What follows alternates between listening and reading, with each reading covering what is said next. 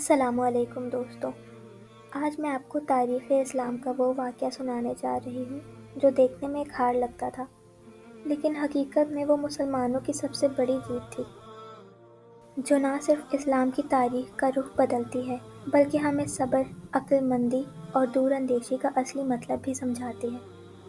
یہ واقعہ ہے صلح حدیبیہ کا۔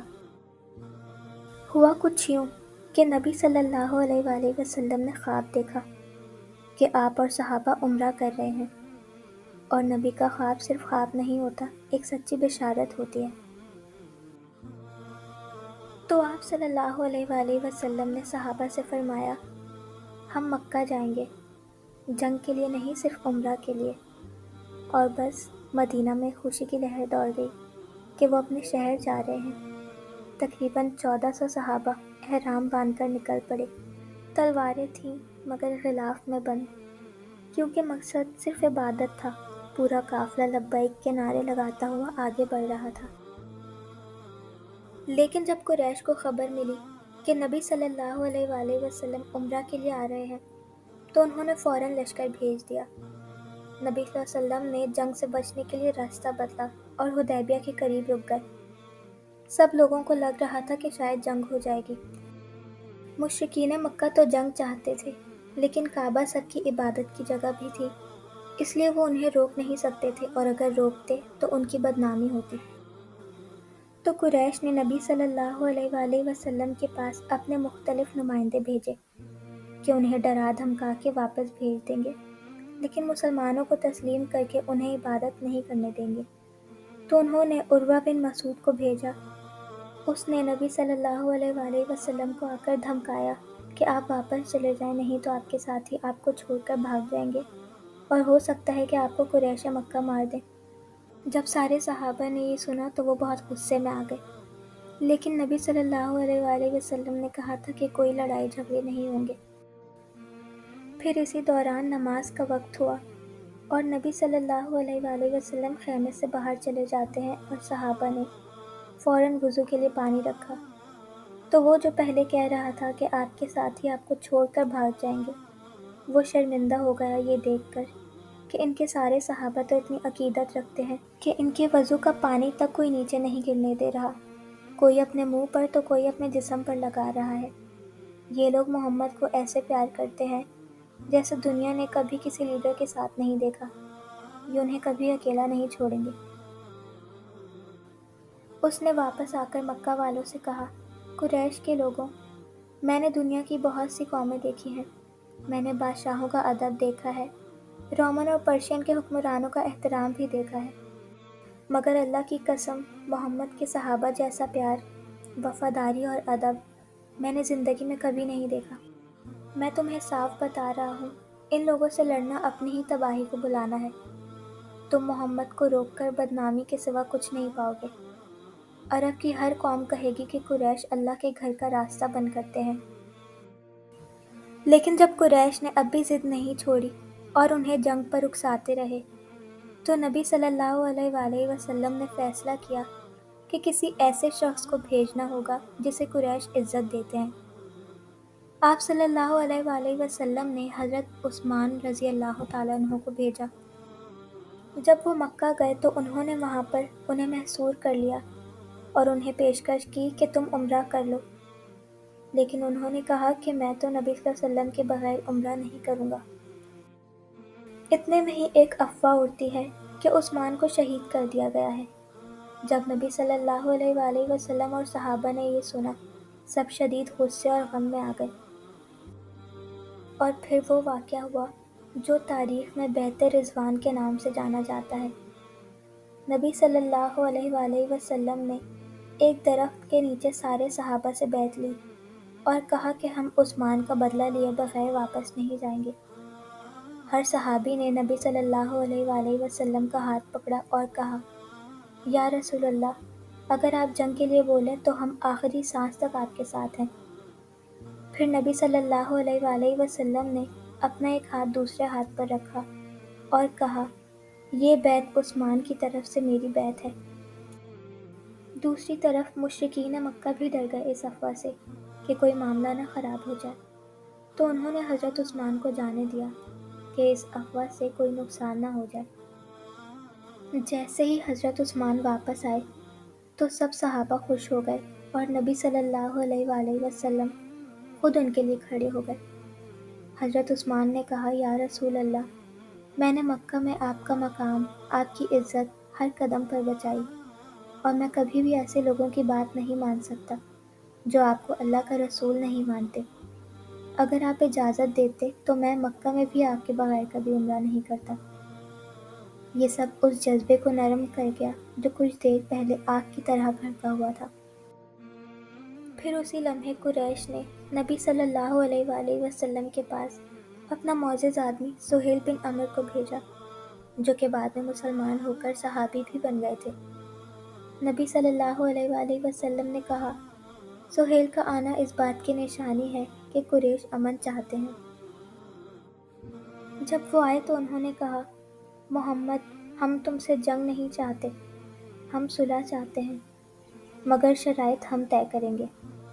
اس لہجے سے قریش کا تکبر صاف واضح تھا، مگر نبی صلی اللہ علیہ وآلہ وسلم نے کہا کہ میں بھی امن چاہتا ہوں۔ پھر معاہدہ لکھا جا رہا تھا جسے حضرت علی رضی اللہ تعالیٰ عنہ لکھ رہے تھے۔ نبی صلی اللہ علیہ وآلہ وسلم نے فرمایا، علی لکھو، بسم اللہ الرحمن الرحیم۔ سہیل فوراً بول پڑا، ہم رحمان نہیں مانتے، لکھو بسمک اللہم۔ مسلمانوں کو یہ جملہ بہت برا لگا، لیکن نبی صلی اللہ علیہ وآلہ وسلم نے فرمایا کہ لکھ دو۔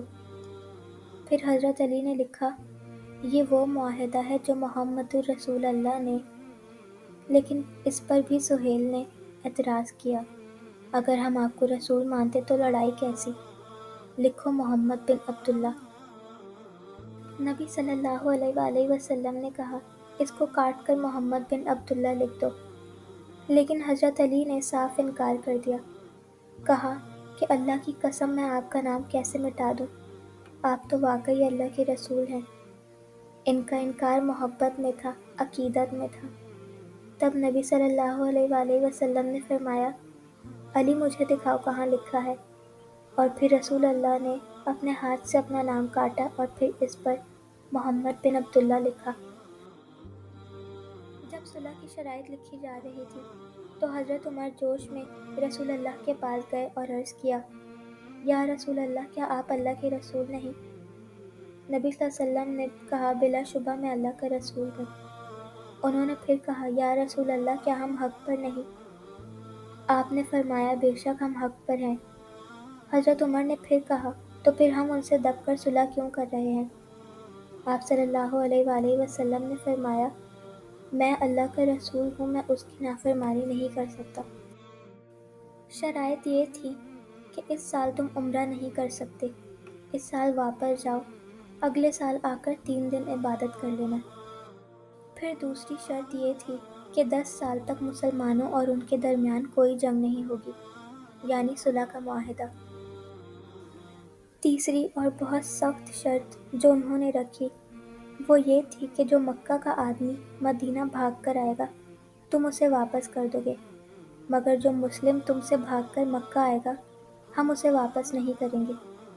نبی صلی اللہ علیہ وآلہ وسلم نے یہ شرائط قبول کی اور معاہدہ ہو گیا۔ لیکن معاہدہ ہوتے ہی سہیل بن عمر کے اپنے ہی بیٹے ابو جندل رضی اللہ تعالیٰ عنہ، جنہیں باپ نے اسلام قبول کرنے پر قید کر رکھا تھا، وہ زنجیروں میں بندھے پکارتے ہوئے آ رہے تھے، یا رسول اللہ، مجھے بچا لیجئے، میں آ گیا۔ سہیل بن عمر نے فوراً کہا، معاہدہ ہو چکا ہے، یہ میرا بیٹا ہے، آپ اسے واپس کریں گے۔ صحابہ بہت غصے میں آ گئے کیونکہ ظلم کی انتہا دیکھ رہے تھے۔ نبی صلی اللہ علیہ وآلہ وسلم نے بہت درد کے ساتھ فرمایا، ابو جندل، صبر کرو، اللہ تمہارے لیے ضرور راستہ کھول دے گا۔ ابو جندل زنجیروں میں واپس لے جائے گئے، روتے ہوئے کہتے جاتے، اے مسلمانوں، کیا تم مجھے مشرکین کے حوالے کر دو گے؟ مگر معاہدہ ٹوٹ نہیں سکتا تھا۔ نبی صلی اللہ علیہ وآلہ وسلم نے وعدہ نبھایا۔ صحابہ آنسوؤں اور غصے میں چپ رہے۔ معاہدے کے بعد ایک اور مسلمان صحابی ابو بصیر مکہ سے مدینہ آ گئے۔ مشرکین نے ان کے پیچھے 2 لوگ مدینہ بھیجے تاکہ انہیں واپس لے جائیں۔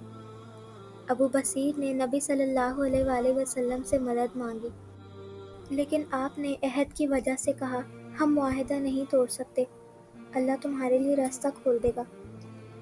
ابو بصیر کو واپس لے جانے کے لیے 2 قریشی نمائندے چلے۔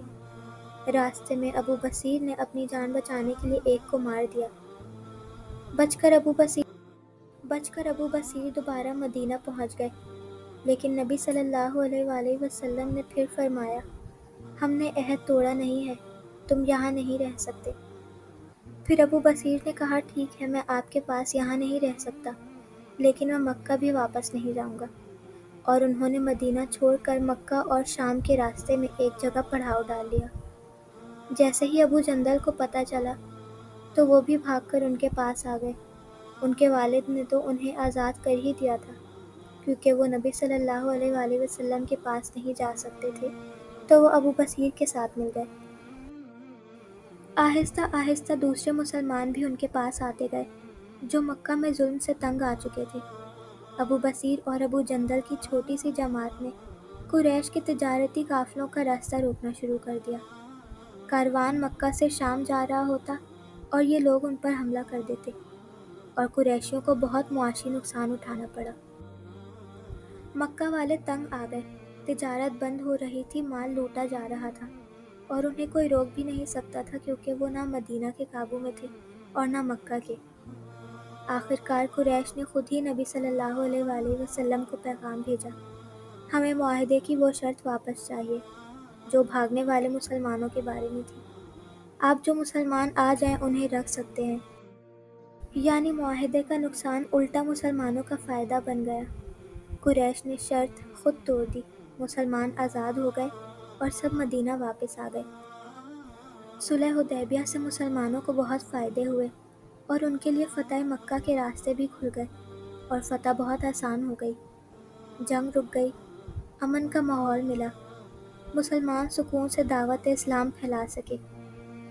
اسلام تیزی سے پھیل گیا، لوگ بنا ڈر کے مدینہ آ سکتے تھے، اور زیادہ لوگ مسلمان ہوئے۔ مسلمانوں کی تعداد بہت بڑھ گئی، 1400 سے بڑھ کر 10,000 تک صرف 2 سال میں ہو گئی۔ مدینہ سیاسی طور پر مضبوط ہو گیا، عرب قبائل اسلام کے قریب آئے، فتح مکہ کا راستہ تیار ہو گیا۔ صلح سے مسلمان اتنے مضبوط ہو گئے کہ 2 سال بعد مکہ فتح ہو گیا، بنا خون بہائے۔ دوستوں، صلح حدیبیہ ہمیں یہ سکھاتی ہے کہ صبر کبھی ضائع نہیں جاتا۔ جس فیصلے کو لوگ نقصان سمجھتے ہیں، اللہ اسی میں چھپی جیت دے دیتا ہے۔ اگر ویڈیو پسند آئی ہو تو لائک اور شیئر ضرور کریں۔ ملتے ہیں نیکسٹ ویڈیو میں، تب تک کے لیے اللہ حافظ۔